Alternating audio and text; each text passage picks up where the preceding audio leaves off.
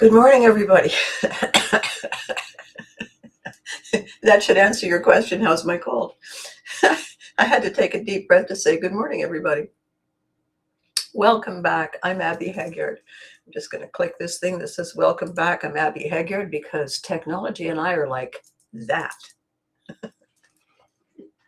How are you all?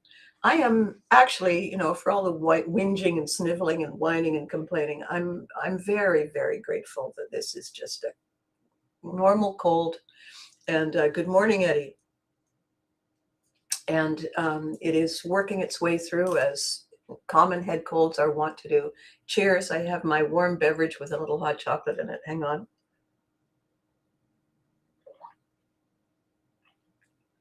Oh, yes. All right. So I remember once visiting someone in a hospital many times while they were sick. And one day I came in and this person was complaining about everything, the Kleenex, the this, the that, the other. And I said, "You're feeling better." And they said, "No, I'm not." I said, "Well, because of course, when we're in the middle of being overwhelmed and inundated and just, limp by the side of things, we don't got the energy. We don't have the energy to observe. We don't have the energy to complain. We don't have the energy to do anything other than just be. We're right there. That's it. We showed up.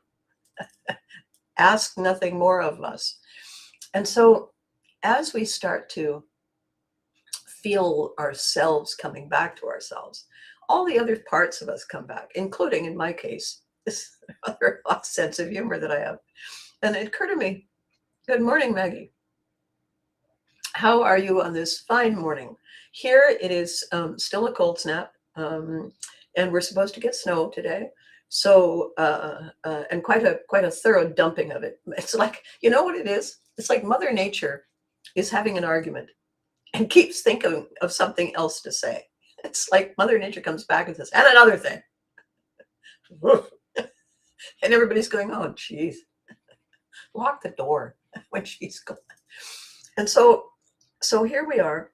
I think my cold probably originated on the second or third. And so here it is a week later. And, you can either stay in bed and take all the vitamins and look after yourself and eat well and stay warm, or you can do ridiculously stupid things and it takes 10 days or 2 weeks.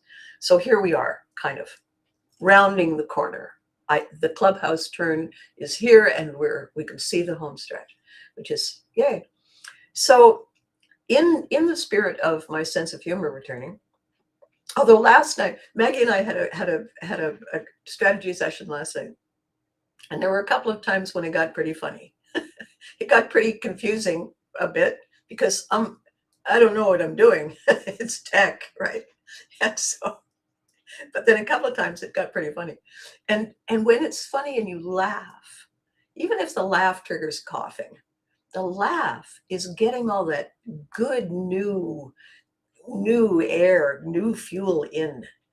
And if we're just lying there breathing shallow, we're just kind of, we're just lying by the side of the river. We're not actually in the current. And so anyway, when I woke up this morning, I was lying there. I knew I had to get up. I didn't want to get up because it's warm in the bed and it's immediately not going to be warm outside the bed. And I woke up just before the alarm. So it wasn't like, ah. And I was just wanted to treasure those last seconds. And then I realized, no, I need to get up. And so it was that made me think, you know what? You know how you say it's a 3-alarm fire, right? Why don't we rank disasters in bathrooms? Like, because there is nothing on earth that matters more in the moment that you realize that now, did I mention now, we need a bathroom? Like there's no other conversation. There's nothing ranks. Nothing is even here. Why don't I distract you? Shut up. I'm focusing, getting where I need to get. And we've all been there. We have all been there. So don't you on the other side say, I don't know what she's talking about. I mean, it's never happened to me. So I'm thinking to myself, why don't we do that? I don't know what we would call it. We would call it like the French, when they put a thing on the bathroom door, it's they put a WC, which is very confusing the first time you go. You think, I don't know what that means. And then you look at the other one and it also says WC, and now you're lost. And it stands for water closet. Did you know that? And so, and the French call it WC. And you say, okay, but I need a bathroom.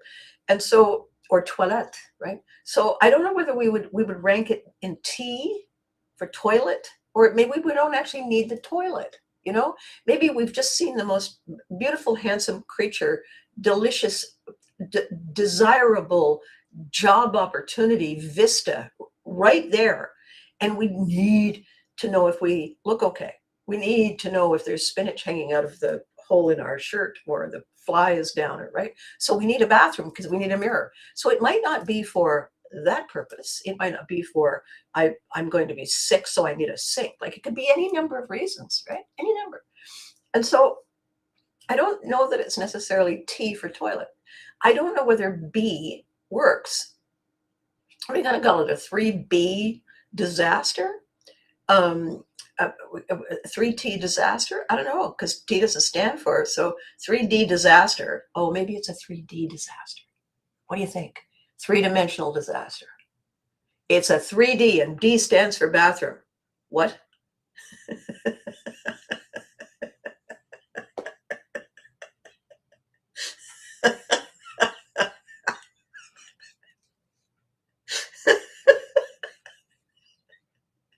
I didn't just plan that. It's called a restroom. A 3R? A 3R disaster? And R stands for bathroom? Oh, restroom. Yeah, but it's not a rest. We're not looking for a nap. We don't bathe in it. It shouldn't be called a restroom then, since we don't go there. Exactly. You're having this conversation. So,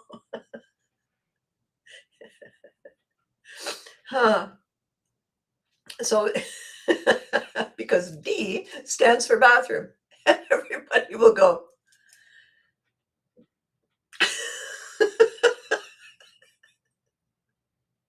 I like it. I like it a lot. It's a 3D disaster. Disaster. The D stands for bathroom. Okay, so Vikings invented causing the utmost damned astonishment. I just proved it to you. So a 3D disaster. The D, of course. And the D, of course, stands for bathroom. We're not going to have these conversations, are we? This is our follow-up conversation. I'm going to go and have the conversation. And then you're going to report back. You're going to report back at our following videos to tell us all, to share with the class. The range of expressions and looks and walks away that you generate, which is not a bad idea, because if they walk away from you in disgust, it means that you get to move up one in the lineup for the bathroom. Okay, hang on a second here. I know that I'm swallowing. I make these glurpy noises because I hear them later on the video, and I think, well, that's...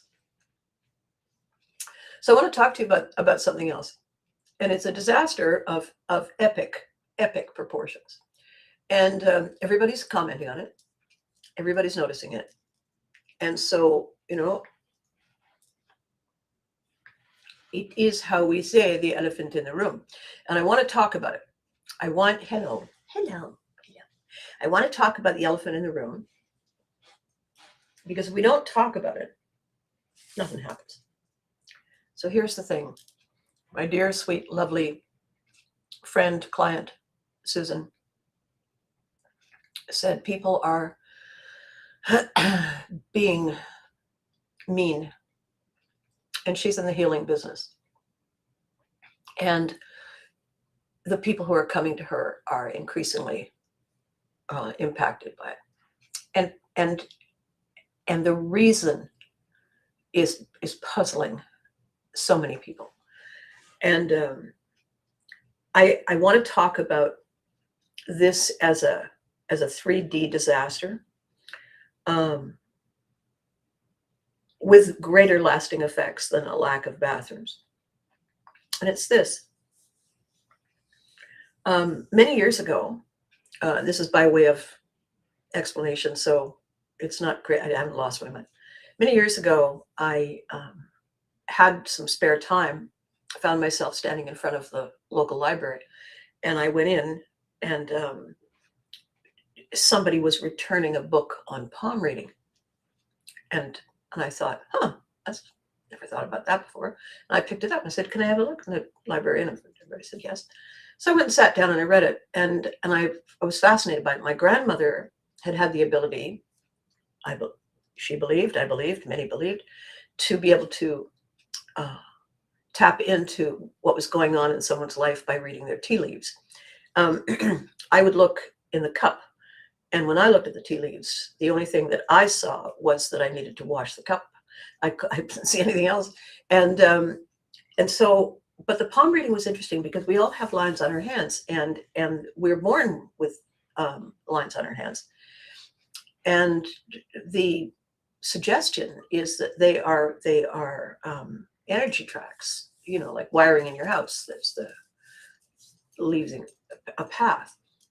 And where the energy goes, it leaves a trail. And the areas in your hand that represent the different parts of your body, as your feet, as that represent and tap into the different organs and the acupressure points and all that kind of stuff. Hands the same. So taking it out of the woo-woo, invent this, call it that. One of the fascinating elements about palm reading is the study of the fingers. Each finger represents a different aspect of our personality, and the different hands represent different aspects of our life. The indication is that your dominant hand is the one you are playing. The passive hand is the hand you were dealt. In other words, everything you see in your passive hand. So I'm left-handed, my passive hand is my right hand. Everything I see in my right hand is what I came with. Everything we see in my left hand is what I'm doing with it. So there's a certain amount of predictive and a certain amount of free will. And it's the combination of the two that is interesting. And one of the things that I found fascinating, so the thumb represents our animal self, our innately animal, as opposed to vegetable, which is the part we become when we have a head cold. And so the thumb represents that. Each section of the finger represents a different aspect of us as well. So that the top is how we think, and the middle is how we feel, and the bottom third is what we do, how we express ourselves in our actions. So in our thoughts, in our feelings, in our actions. And so thoughts, feelings, and actions. The interesting notation was that in the shape of the thumb, so that's the first section, that's the middle section, and that's the bottom section. The notation in the thumb is that if the top section of the thumb is small, shorter than the other two, it's an indication that at our most basic animal level, our thoughts don't guide us. Our emotions and our actions do. And a byproduct of that is that at our basic animal level, if our thoughts are something we don't articulate well because we are predominantly emotional and physical, our inability to express ourselves verbally triggers greater emotion, triggers more of what we already feel. And if our thoughts are confused, if they are jumbled, if they are held down, if we are unable to express them, that would increase our feeling of helplessness. And that is the source, fertile soil for adrenaline, fear, cortisol, rage, helplessness, confusion, a massive feeling of lack of safety, of uncertainty. And if you can't explain it, even to yourself, it's a very easy step to rage, to lashing out. And I know that periodically in life, every time we moved, actually, I would look around and think, everybody looks like they know what they're doing. They all look like they know where they look like they know where they're going. They look like they intentionally put those things on today. They look like they're on a mission. As opposed to me, I had no idea where I was. I didn't know if I should have worn this, and not really any idea how to get from here to wherever it is. So by comparison to my confusion, they all looked like the very picture, the definition in the dictionary of calm and certainty. So that could have made me insecure, and that could have dropped my level of self-confidence, except that I was too busy because I was late and I couldn't find my house, my car, my locker, the cafeteria, or the shoes I should have worn. I was always 15 minutes scrambling, and I didn't have the time. I didn't feel that I had the time. I didn't allow myself to have the time to go inward and consider it. While your pants are on fire, while they're on fire, when you realize your pants are actually on fire, it's hot and it's now painful and it's now, okay, is not when your brain says, I wonder if the threads in this fabric are overly flammable. It's not a conversation that you're having. You're too busy dancing and screaming and flapping, and people are yelling, roll on the ground, roll on the ground. And they're throwing blankets on you. You're not having a whole lot of cerebral stuff, right? So what you are having is you are having a bypass the thinking brain experience. So the more upset you are, the more confused you are, the more exhausted you are, the more just please somebody you are, the less likely you are going to have any energy or capacity for consideration of others, right? When your pants are on fire, and I know it's a metaphor, but you know what I'm saying. When you suddenly realize that whatever it was you just ate wants to leave the building immediately, and so you might want to do something about it, right? Okay. While that thought is tapping you on the shoulder and saying, hey, you're not thinking about anything else. You're incapable of considering the value of kindness in community. You are incapable of considering the long tail of evolution, education, serenity, faith. Your brain can only hold one thought in this moment because that's survival. And survival is get me to the 3D on time because I'm having a 5D moment. And I think that we in our quiet moments, have other things we prefer to do than remind ourselves to have this conversation. It feels heavy. It feels pointless. It feels exhausting, right? So we don't. And then when things get worse, what are they doing? How could they? It's not fair, right? Because we weren't thinking when we had the time and we had the capacity to think.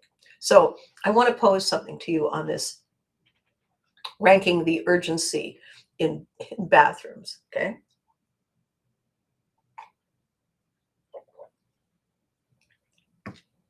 On a scale of 1 to 10, 10D being all the urgency,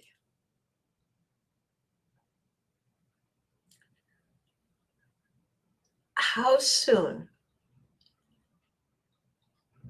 do we need to look at this? And after we look at it, rather than discuss it, which at this point is a stalling tactic, rather than discuss it, rather than shake our heads, let's say we make a decision to take action. I don't mean join stuff. I don't mean march. I don't mean any of that. I mean personal, immediate, right now, as opposed to I'd love to be able to travel the world and preach. Okay, start here. What if we could remember to say this? Breathe in, out,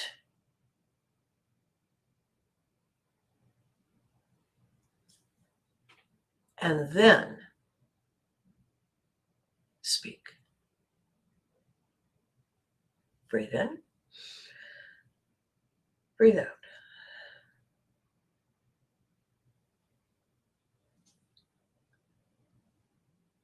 That count, that's a 5 count. Count to 5 before you say, ah. One of the things that Maggie and I were talking about last night that made us both laugh is the five question diagnostic and the huge power within that diagnostic.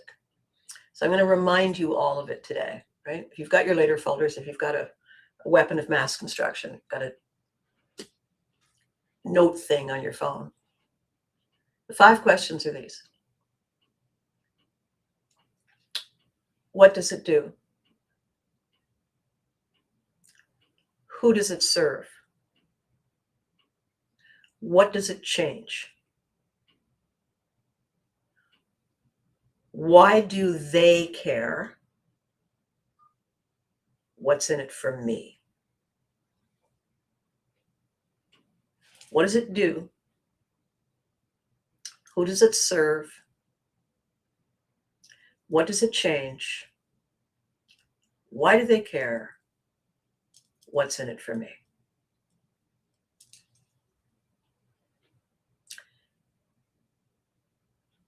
The most interesting question is what does it change?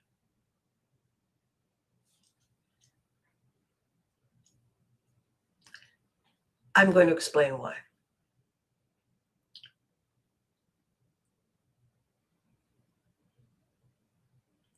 If it changes something, it means you're shifting direction. If it doesn't change anything, it means you're repeating. It means you're spinning your wheels. It means you are stuck if you keep doing things that create no change.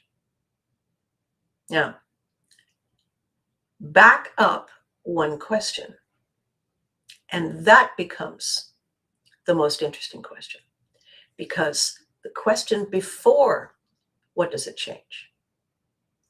The question before is, who does it serve? If it creates change, who does the change serve? If it doesn't create change, if it keeps you stuck, who does it serve?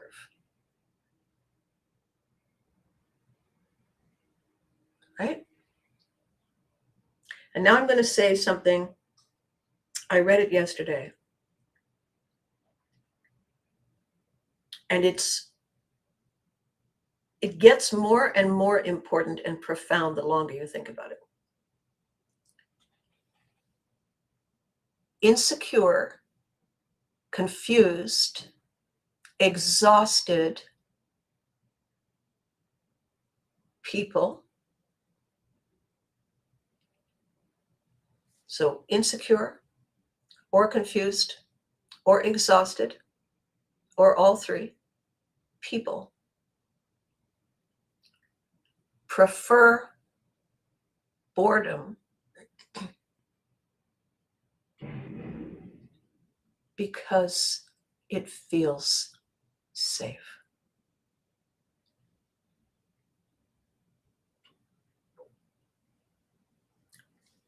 Insecure / confused / exhausted people prefer less, prefer stuck, prefer victimhood, prefer rage because it feels safe.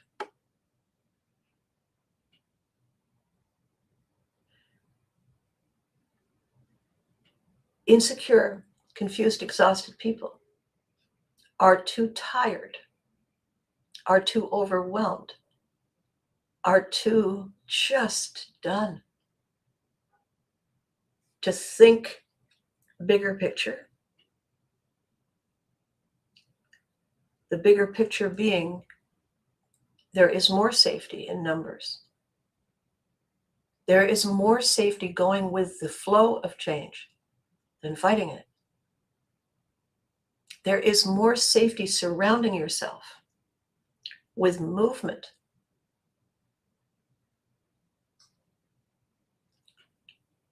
It just doesn't feel like it. And so they delay. They stall, they procrastinate. They rage. They trigger debates that do nothing. Because that allows them to stay where they are, stuck. It allows them to feel like they're doing something when they're raging. They're not. And that also feels good. So the curiosity that we all have, the pain we all feel when somebody is unnecessarily unkind, when someone goes out of their way to trespass on our boundary for no reason that has any value of a lasting kind.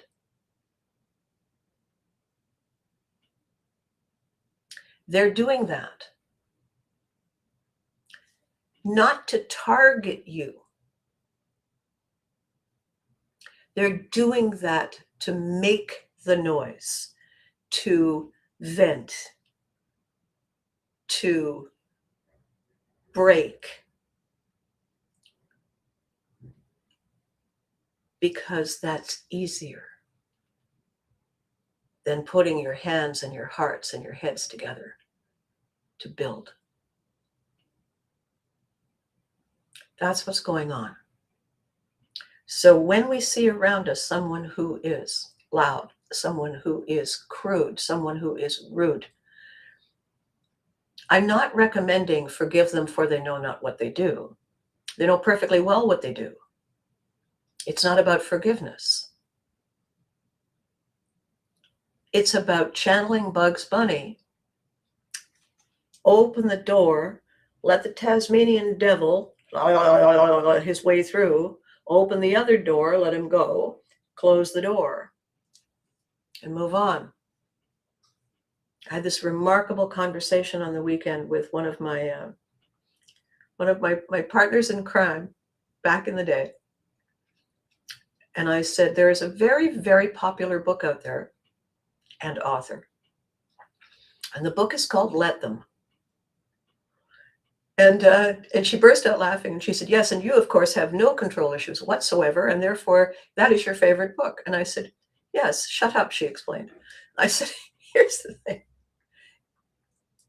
In my defense, and she's laughing, so it's very difficult to remain haughty when someone is just howling with laughter, spit taking their coffee while you're trying to have this,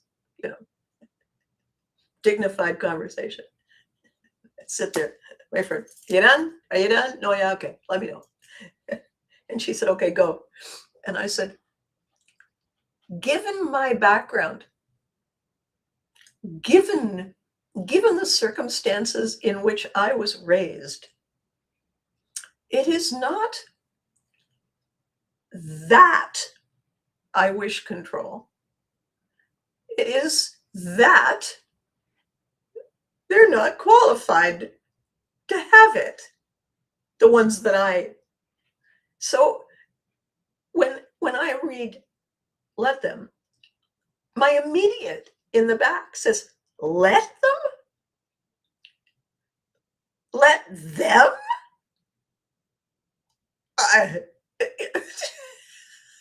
Nope. That's not a 5D disaster. That's a 555 billion D disaster. Let them. Let them? And she said, you got a point there. I said, so what do I do about it? And she said, well, here's my advice. I mean, you're asking for it, right? I said, I am because I know I'm doing it. I would like to have a little beep trigger thing to disengage that. And she said, how's this? If you step in and do whatever it is you're planning, will that mean they don't do it again? And I said, oh.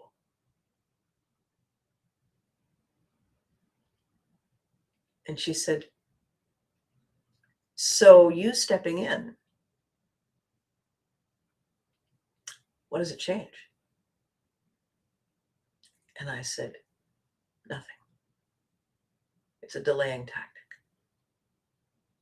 And she said, and according to your father? And I said, stalling. She said, so you're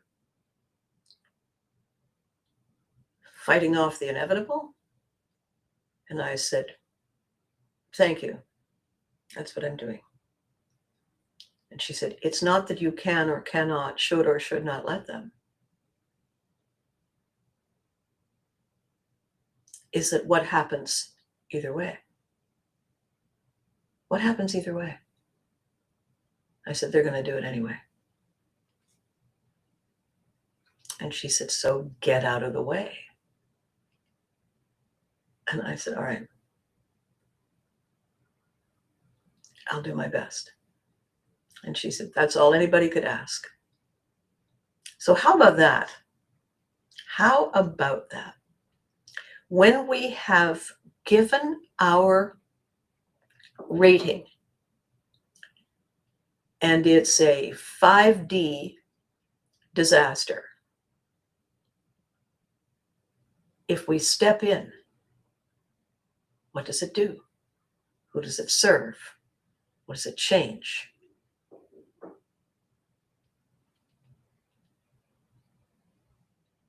What's in it for us? And the answer is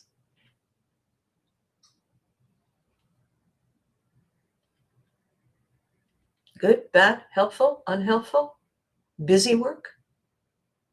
Because the thing I realized I was doing, huge, big, huge, was that all the energy I was investing was energy I was not investing in my stuff, in my dream, in my moving forward. And that was really dumb because I am creating change. I am invested. It is exciting. It is beautiful. It is magical.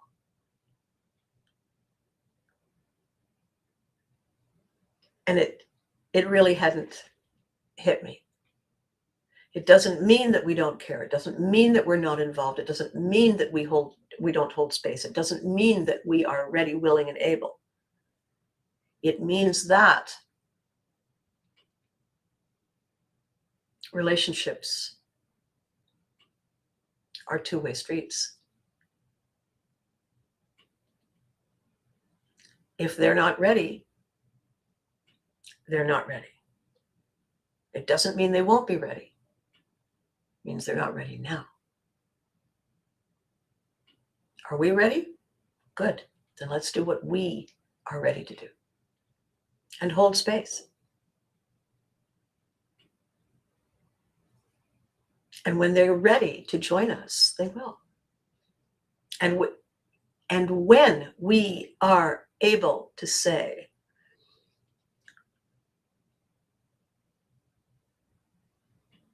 I'm good with this, then there won't be recriminations, and there won't be sniping, and there won't be whinging, and there won't be exhaustion, confusion, insecurity, and rage.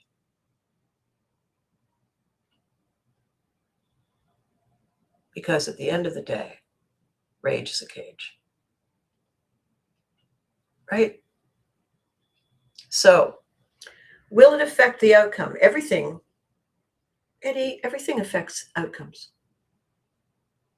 Every event, every action, every reaction affects an outcome. It's not a question of will it, it's how will it? Everything is a ripple effect.